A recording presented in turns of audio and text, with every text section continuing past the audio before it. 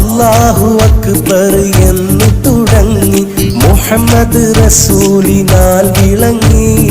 അല്ലാഹു അക്ബർ എന്ന് തുടങ്ങി മുഹമ്മദ് റസൂലിനാൽ വിളങ്ങി.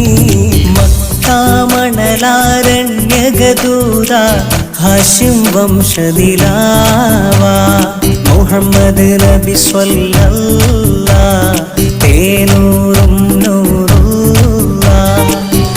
ആരാണീ ലോകത്തെ ഉണ്ടാക്കാൻ കാരണം?